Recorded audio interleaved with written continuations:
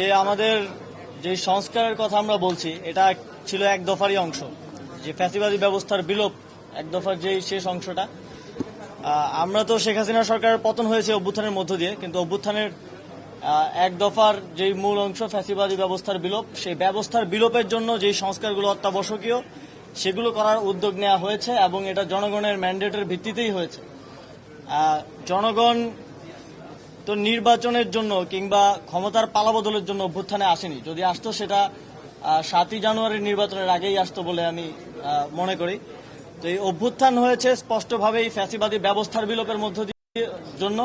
আমরা যদি যেই ব্যবস্থাটা বিদ্যমান আছে এটার সংস্কার না করে দিয়ে যেতে পারি, আমরা মনে করি যে সরকারি ক্ষমতায় আসুক, যে কোনো রাজনৈতিক সরকার এই অটোক্রেটিক একটা সিস্টেমের মধ্যে সে নিজেও অটোক্রেটিক হয়ে উঠতে বাধ্য হবে। তো সে কারণে আমরা মনে করি এই সংস্কারটা অত্যাবশ্যকীয় এবং দেশের জনগণ যেভাবে দেশকে গড়তে চাইবে, দেশ পুনর্গঠনের সংস্কারের যেই প্রস্তাবনা মানুষের মধ্য থেকে উঠে আসবে সেটার বাস্তবায়ন করাটাই আমাদের দায়িত্ব হবে। রাজনৈতিক দলের ব্যাপারে যে রিউমার বা কথাবার্তা শোনা যাচ্ছে বা অনেকেই শুনতে চাচ্ছে আমাদের থেকেও, এটা আমরা এর আগেও স্পষ্টভাবে বলেছি, এখনই রাজনৈতিক দল খোলার কোনো অভিপ্রায় আমাদের নেই এবং এই অন্তর্বর্তীকালীন সরকারে যারা আছেন কারোই ক্ষমতার অভিলাষ নেই। আপনারা জানেন সবারই যার যার পেশাগত জীবন আছে এবং সবাই সেখানে ফিরে যেতে চায়, কিন্তু দেশের মানুষ একটি অভ্যুত্থানের মধ্য দিয়ে যে দায়িত্বটাই অন্তর্বর্তীকালীন সরকারকে দিয়েছে সেটি যথাযথভাবে পালন করে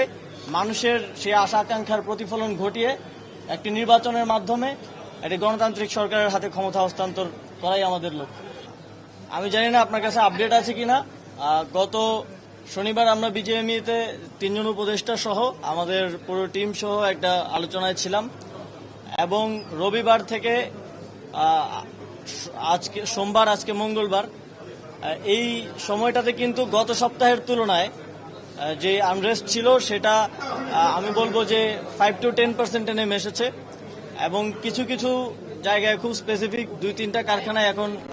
আনরেস্টের মতো সিচুয়েশন আছে। সেটাও আমরা মনে করি দ্রুতই প্রশমন হবে এবং আমরা যেই কমিটি করে দিয়েছি, যেই পর্যবেক্ষণ সেল করা হয়েছে, সেখানে শ্রমিকরা অভিযোগ জানাচ্ছেন এবং তারা আস্থা রেখেছেন, সেজন্য তাদেরকে ধন্যবাদ জানাই। সেল এই অভিযোগগুলোর ব্যাপারে খুব দ্রুত পদক্ষেপ নেবে এবং আপনারা